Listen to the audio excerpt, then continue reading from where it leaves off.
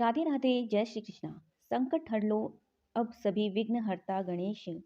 चिंता हर कर छोड़ दो केवल खुशियां शेष।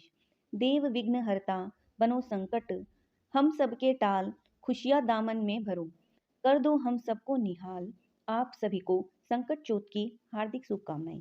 संकट चौथ जिसे माघी चौथ भी कहते हैं, जो कि माघ मास के कृष्ण पक्ष की संकष्ट चतुर्थी के दिन रखा जाता है। यह व्रत सभी माताओं बहनों के लिए बहुत ही खास होता है, क्योंकि इस दिन माताएं अपनी संतान की दीर्घायु के लिए और उनकी रक्षा और उनके उज्ज्वल भविष्य के लिए निर्जला और निराहार व्रत रखती हैं। साथ ही निसंतान महिलाएं इस व्रत को संतान प्राप्ति की कामना से करती हैं।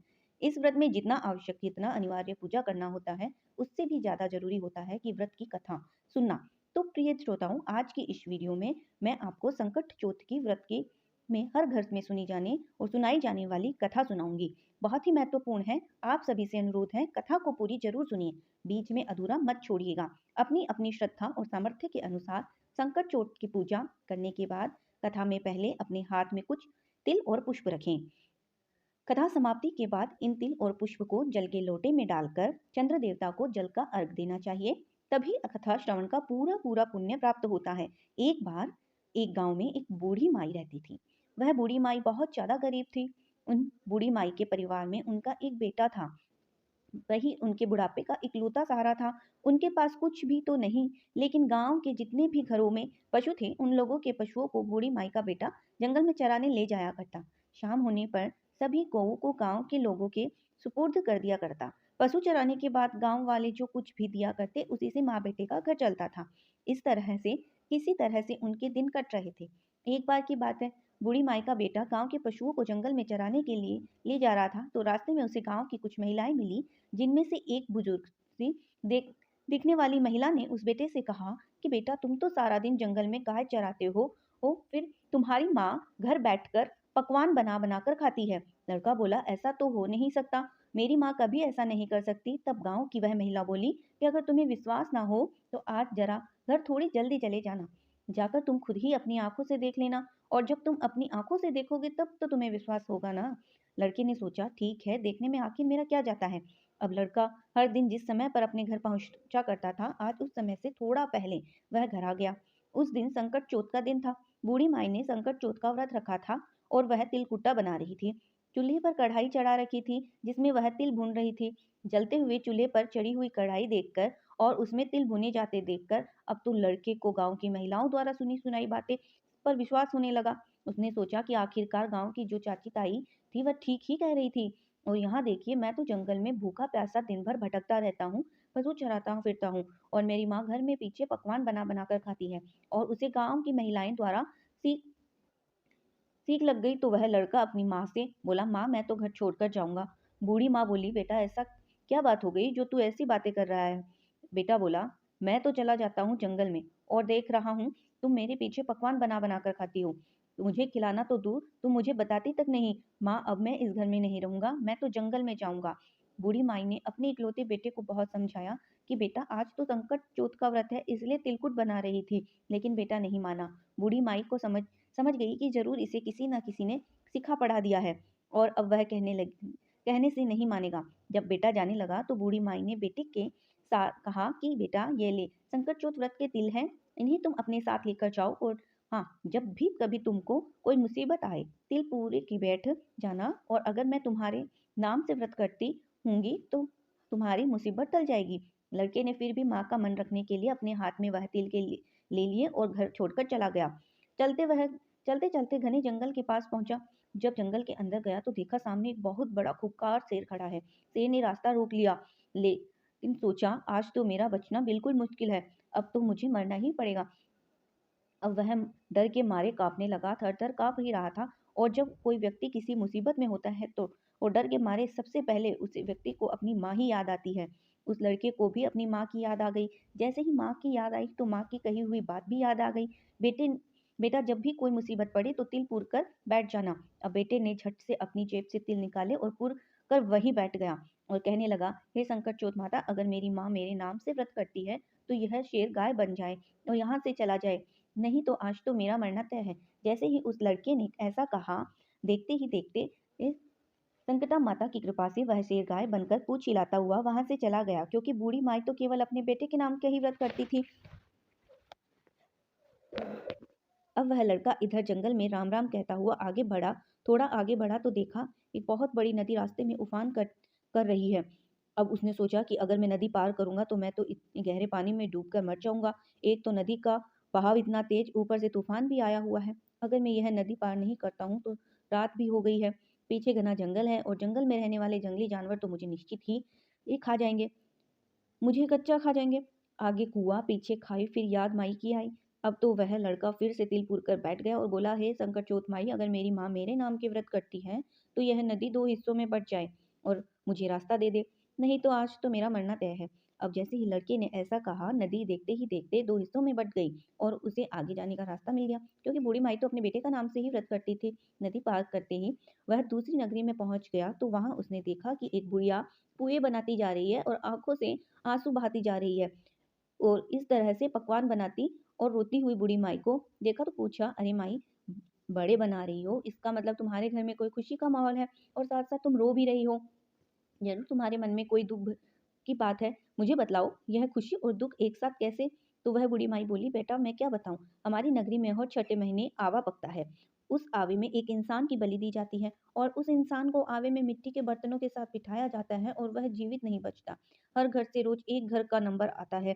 आज मेरी घर की बारी है और मेरा तो एक ही बेटा है। अगर मेरा बेटा आवे में बैठ जाए तो फिर मेरा क्या होगा, मेरा बेटा तो आज मर जाएगा। यही सोच सोचकर मैं दुखी हो रही हूँ और आज में मेरे बेटे का आखिरी दिन है, तो मैं चाहती हूँ कि आखिरी बार मैं उसके लिए पुए बनाऊं, पकवान बनाऊं, इसलिए आखिरी बार उसके लिए भोजन बना रही हूँ।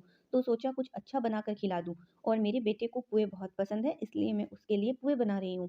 उस बुढ़िया की बात सुनकर बेटे को उस पर दया आ गई। तो वह कहने लगा कि बूढ़ी माई, अगर तुम यह सारे पुए मुझे खिला दो तो मैं तुम्हारे बेटे की जगह चला जाऊंगा। तो वह बूढ़ी माई बोली, बेटा तू तो जितने चाहे मर्जी उतने पुए खा ले, चाहे तो सारे खा ले, लेकिन ये किसी की आई पर भला कौन लेता है। बुलावा मेरे बेटे का है, लेकिन उसकी मृत्यु को कौन अपने हाथ में लेगा, तो उसके बदले क्यों जाएगा, ऐसा भला कौन खुद ही अपनी मौत को गले लगाता है। लेकिन वह बूढ़ी माई का बेटा बोला, माँ आप चिंता मत करो, मैं तुम्हारे बेटे की जगह चला जाऊंगा।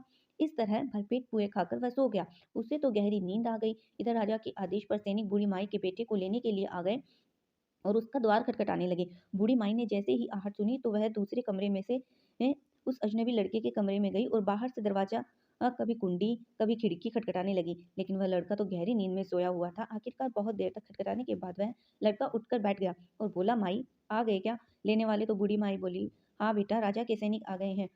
फिर वह बेटा सैनिकों के साथ चला गया, जाके आवा में बैठ गया। आवा में बैठते ही उसे अपनी माँ की याद आई। उसने अपने हाथ में फिर से तिल लिए और बोला, हे संकटचोट माता, अगर मेरी माता मेरी नाम का व्रत करती है तो आज यह आवा मेरा कुछ ना बिगाड़ पाए, मैं इस आग में ना जलूं, नहीं तो आज तो मेरा जलना तय है। 3 दिन हो गए, वही पास ही के में कुछ बच्चे एक गिल्ली डंडा खेल रहे थे, तो खेलते खेलते बच्चों की गिल्ली से हे बड़े से मटके से जा लगा, जिससे अंदर वह लड़का और कुछ बर्तन रखे थे और आवा पका हुआ था। जैसे ही टन से आवाज आई उस मटके में से, तो आसपास के सभी लोग हैरान रह गए कि पहले तो यह आवा 6 महीने में पकता था, आज 3 ही दिन में कैसे पक गया।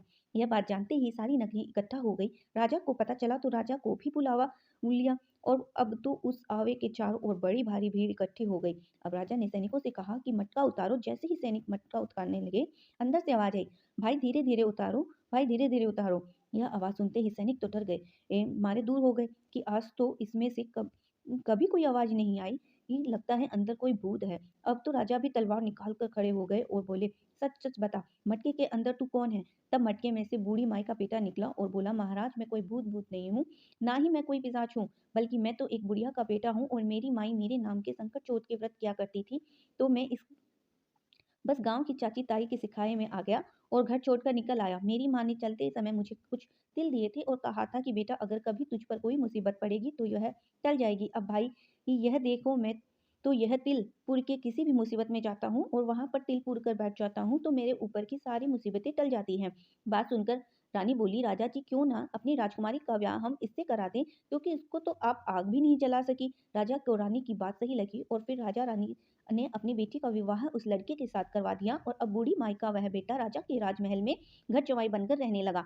अब तो बड़े ठाट से उसके दिन बीतने लगे। राजा की बेटी और वह बूढ़ी माई का बेटा दोनों एक दिन छत पर घूम रहे थे। छत पर घूमते घूमते बूढ़ी माई को अपने गांव की, अपने देश की याद आई और अपनी माँ की याद आई। तो बूढ़ी माई का बेटा अपनी पत्नी से बोला कि देखो, आज तो हमारे गांव की तरफ बादल छाए हैं, लगता है बहुत जोर से बारिश होगी। राजा की बेटी यह बात सुनकर हैरान रह गई, फिर पूछने लगी, क्या आपका भी कोई गांव है? तो बूढ़ी माई का बेटा बोला, हाँ, हमारा भी गांव है, हमारा भी घर है, मेरी एक माँ है, सब कुछ मेरी माँ ही तो है। राजा की बेटी बोली, तो फिर यहाँ क्या कर रहे हैं? हम भी अपने घर चलेंगे बूढ़ी माई के पास। बूढ़ी माई का बेटा बोला कि तुम अपने पिताजी से पूछ लो, अगर वह कहेंगे तो हम तुम्हें वहां ले चलेंगे। और वह राजा की बेटी महल में जाकर अपने पिताजी से बोली, पिताजी, आपके जमाई जी अब अपने घर जाना चाहते हैं। राजा ने कहा, यह तो बहुत अच्छी बात है, दूध जमाई, लाख जमाई, घर जमाई, खाक जमाई। ठीक है, तुम दोनों अपने घर जाओ, कमाओ खाओ अच्छे से, अपनी घर गृहस्थी संभालो और इसी से राजी रहो और खुश रहो। अब तो राजा ने विदाई से पहले खूब ढेर सारी हीरे मोती जवाहरात, हाथी घोड़े आदि सब देकर अपनी बेटी को विदा कर दिया। अब वे दोनों खुशी खुशी चल पड़े। इधर जब बेटी माई का बेटा गांव के बूढ़ी माई का बेटा गांव के पास आ गया तो उसने एक सैनिक को अपने घर में भेजा कि जाओ और जाकर मेरी माँ को बता दो कि उनका बेटा बहू आ रहे हैं। अब सैनिक गया तो देखा कि बूढ़ी माई तो रो रो कर अंधी हो गई है। सैनिक ने जाकर कहा कि बूढ़ी माई, आपका बेटा और बहू आए हैं। बूढ़ी माई सैनिकों से बोली, बेटा, सारा गांव तो मेरी हंसी उड़ाता है, अब तुम भी हंसी उड़ाने लग जाओ। मेरा बेटा तो घर छोड़कर चला गया क्योंकि उसे तो सीख लग गई थी कि पता नहीं अब तो उसे कोई जानवर खा गया होगा, वह जिंदा भी होगा कि नहीं, मुझे तो उसकी कोई खबर भी नहीं है। तो सैनिक कहने लगे, नहीं माई, आपका बेटा सचमुच आया है और अपनी पत्नी को भी लेकर आया है। अब तो सारा गांव इकट्ठा हो गया कि बूढ़ी माई का बेटा आ गया, लेकिन बूढ़ी माई को तो अभी तक विश्वास नहीं हो रहा था।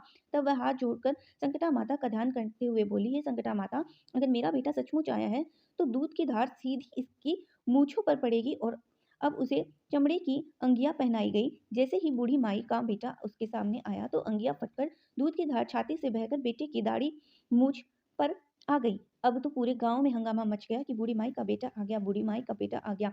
अब संकट चोट माता की कृपा से बूढ़ी माई की आंखें भी ठीक हो गई। जैसे बेटा बहू सामने आए, उन्हें देखकर बूढ़ी माई बहुत खुश हो गई और बेटा अपनी माँ के पैरों में गिर पड़ा और उनसे कहने लगा, माई, मुझे माफ कर दो, मैं तो चाची ताई के सिखाए में आ गया था और घर छोड़कर चला गया। तुम तो मेरी नाम की ही व्रत करते थे और तुम्हारे दिए गए तिल ने ही और संकटा माता ने ही मेरी हर मुसीबतों में मेरी रक्षा की। बेटे बहू को देखकर बुढ़िया माई अपने पुराने सारे दुख दर्द भूल गई और फिर बोली, बेटा, संकट चोट माता ने तो मुझे मूल लौटाया है, साथ में ब्याह भी लौटा दिया, अब तो ब्याज भी लौटा दिया। अब तो बूढ़ी माई के ठाठ हो गए और बेटा बहू खूब मन लगाकर खुशी से बूढ़ी माई की सेवा करने लगे। संकट चोट माता, जैसी कृपा आपने बूढ़ी माई पर करी वैसी कृपा सब पर करना। इस कहानी को कहते सुनते और हुकारा भरते सब पर करना, सभी के परिवारजनों पर करना, हम सब पर करना। यह थी संकट चौथ व्रत की कहानी। अब सुनिए गणेश भगवान की एक और कहानी। ये कहानी सुने बिना ये चौथ माता का व्रत अधूरा रहता है। एक बार एक शहर में देवरानी जेठानी रहा करती थी। देवरानी तो गणेश भगवान की बड़ी भक्त थी और वह नियमित पूजा पाठ भी करती थी। देवरानी का पति जंगल से लकड़ियां काटकर उसे बेचा करता था और अक्सर बीमार भी रहता था। देवरानी गरीब थी और जेठानी बहुत अमीर थी। देवरानी अपनी जेठानी के घर का सारा काम करती और बदले में जेठानी उसे बचा हुआ खाना, पुराने कपड़े आदि दे दिया करती थी। इसी से देवरानी का परिवार चल रहा था। ऐसा करते करते देवरानी के दिन किसी न किसी तरह गुजर रहे थे। ऐसा ही करते करते जब माघ माघ का महीना आ गया और चतुर्थी तिथि पर देवरानी ने तिल चौथ यानी संकट चौथ का व्रत रखा और पूजा करके तिल चौथ की कथा सुनी। फिर तिलकुट्टा छिक्के में रख दिया और सोचा कि रात को चंद्रमा निकलने के बाद ही कुछ खाऊंगी। इस तरह से कथा सुनकर वह जेठानी का यहाँ काम करने चली गई। जेठानी के यहाँ पहुंचकर भोजन बनाकर जेठानी के बच्चों को भोजन कराने के लिए कहने लगी तो बच्चे बोले, चाची, माँ ने तो व्रत रखा है और माँ भूखी है। माँ जब भोजन करेगी तभी हम भी करेंगे। जब जेठ जी को भोजन करने के लिए कहा तो जेठ जी बोले, मैं अकेला नहीं खाऊंगा, जब चंद्रमा निकलेगा तभी मैं खाऊंगा। अब देवरानी ने कहा कि मुझे भी घर जाना है, इसलिए मुझे खाना दे दो। तब जेठानी ने उससे कहा कि आज तो अभी तक किसी ने भी भोजन नहीं किया है, तो मैं तुम्हें कैसे दे दूं? तुम सवेरे ही बचा हुआ खाना ले जाना। जेठानी की यह बात सुनकर देवरानी उदास होकर घर चली आई। देवरानी के घर पर पति बच्चे सब आस लगाए बैठे थे कि आज तो त्योहार का दिन है, कुछ अच्छा खाने को मिलेगा। लेकिन जब बच्चों को पता चला कि आज तो रोटी भी नहीं मिलेगी तो बच्चे रोने लगे। यह देखकर देवरानी के पति को गुस्सा आ गया और कहने लगा, दिन भर काम करने के बाद भी 2 रोटियां नहीं ला सकती तो काम ही क्यों करती हूँ? पति ने गुस्से में आकर पत्नी को कपड़े धोने के धोवन से पीटा और धोवन हाथ से छूट गया तो पाटे से सारा वह से मारा। वह बेचारी गणेश जी को याद करती हुई रोते रोते पानी पीकर सो गई। उस दिन गणेश जी देवरानी के सपने में आए और कहने लगी, धोवन मारी पाटे मारी, सो रही है या जाग रही है? वह बोली, कुछ सो रहे हैं और कुछ जाग रही हैं। गणेश जी बोले, भूख लगी है, खाने के लिए कुछ दे दो। देवरानी बोली, क्या दूं? मेरे घर में तो अन्न का एक दाना भी नहीं है। जेठानी का बचा हुआ खाना देती कि आज वह भी नहीं दिया। देवरानी ने आगे कहा कि पूजा का बचा हुआ तिलकुट्टा चिक्के में पड़ा है, वही खा लो। गणेश जी ने निकाल कर तिलकुट्टा खाया और उसके बाद कहने लगे, धोवन मारी पाटा मारी, निमटाला की है, कहाँ निमट के आऊं, तो खाली झोपड़ी है। आप कहीं भी जा सकते हैं, जहाँ इच्छा हो वहाँ निमट निमट लो। बा तो देवरानी का बहुत गुस्सा आया और कहने लगी, कब से परेशान किए जा रहे हो, सोने भी नहीं देते। वो बोली, मेरे सिर से पूछो और कहाँ पूछोगे। अब देवरानी जब सुबह सोकर उठी तो देखकर हैरान रह गई। पूरा घर तो हीरे और मोतियों से जगमगा रहा है। सिर पर जहाँ विनायक जी पहुंच कर गए थे, वह हीरे के टीके और बिंदी जगमगा रहे थे। अब देवरानी जेठानी के यहाँ काम करने नहीं गई। जेठानी ने कुछ देर तक तो उसका इंतजार किया, फिर बच्चों को देवरानी को बुलाने भेज दिया। जेठानी ने सोचा, कल खाना नहीं दिया था, इसलिए शायद देवरानी बुरा मान गई होगी। बच्चे बुलाने गए तो बोला, चाची चलो, माँ ने बुलाया है। दुनि दुनिया में चाहे कोई भी मौका चूक जाए, पर देवरानी जेठानी आपस में कहने का कोई मौका नहीं छोड़ती। देवरानी कहने लगी, बेटा बहुत दिन तेरी माँ के यहाँ काम कर लिया, अब तुम अपनी माँ को ही मेरे यहाँ काम करने भेज दो। बच्चों ने घर जाकर अपनी माँ से चाची ने जो कहा वो पूरी बात बताई और कहा, घर तो हीरे और मोतियों से जगमगा उठा है।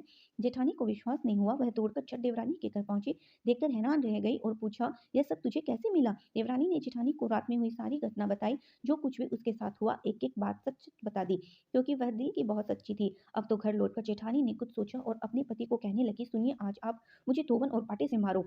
उसका पति बोला, अरे भला मानस, मैं तो कभी तुम पर हाथ तक नहीं उठाया, मैं भला तुम्हें धोन और पाटे से कैसे मार सकता हूँ। पर वह नहीं मानी और जिद करने लगी। आखिरकार मजबूर होकर पति को उसको मारना पड़ा। मार खाने के बाद उसने ढेर सारा घी डालकर चूरमा बनाया और छिक्के में रखकर सो गई। रात को विनायक जी जेठानी के सपने में आए और कहने लगे कि भूख लगी है, मैं क्या खाऊं। वो जेठानी बोली, भगवान गणेश, आप तो मेरी देवरानी के घर पर एक चुटकी सूखा तिलकुट खाकर आए हैं, मैंने तो झड़ती घी का चूरमा बनाया है, आप आपके लिए छीके में रखा है, साथ साथ फल और मेवे भी रखे हैं, जो आपकी इच्छा है खा लो। गणेश जी बोले, खा लिया, अब बताओ निमटू कहाँ। जेठानी बोली, उसके यहाँ तो टूटी हुई झोपड़ी थी, मेरे यहाँ तो बहुत अच्छा महल है, जहाँ चाहो वहाँ निमट लो। तब गणेश जी ने पूछा, अच्छा अब बताओ पहुंचो कहाँ। तो वो बोले, मेरे माथे पर बड़ी सी बिंदी लगा है, वहां पहुंच लो। धन की भूखी लालची जेठानी रात भर खुशी से फूल ही नहीं समा रही थी। सोच रही थी कि सुबह जब वह उठेगी तो पूरा घर उसे हीरे मोती सोने जवाहरात चांदी से भरा मिलेगा। सोचते सोचते वह सुबह सुबह जल्दी उठ गई, लेकिन यह क्या उसने देखा तो हैरान रह गई कि उसका पूरा घर गंदगी और बदबू से भरा हुआ था और वहां उसके सिर पर भी बहुत सी गंदगी लगी हुई थी। यह सब देखकर जेठानी ने अपना माथा पीट लिया और कहने लगी कि गणेश जी महाराज, यह आपने क्या किया, मुझसे रूठे और देवरानी पर टूटे। अब जेठानी ने घर साफ करने की बहुत कोशिश की, परंतु गंदगी तो उससे ज्यादा फैलती ही गई। जेठानी के पति को मालूम हुआ तो वह भी बहुत गुस्सा हुआ और फिर बोला, तेरे पास तो इतना सब कुछ था, फिर भी तेरा मन नहीं भरा।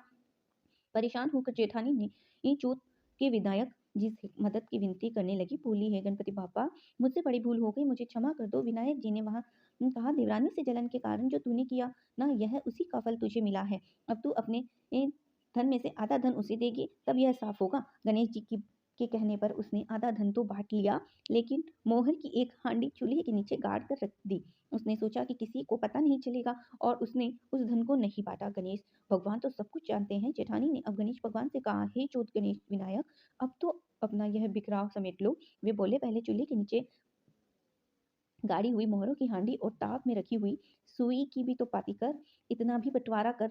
इस तरह विनायक जी ने सुई जैसी छोटी चीज का भी बंटवारा करवाकर अपनी माया समेटी और देखते ही देखते जेठानी के घर की गंदगी साफ हो गई। गणेश जी महाराज, जैसे आपने देवरानी पर कृपा की, वैसी सब पर करना। कहते न सुनते न हुक्कारा भरते न, सब पर कृपा करना, किंतु जेठानी को जैसी सजा दी वैसे किसी को मत देना। बोलिए गणेश जी महाराज की जय। अगर आपको ये कथा अच्छी लगे तो चैनल को लाइक एंड सब्सक्राइब अवश्य करें। धन्यवाद।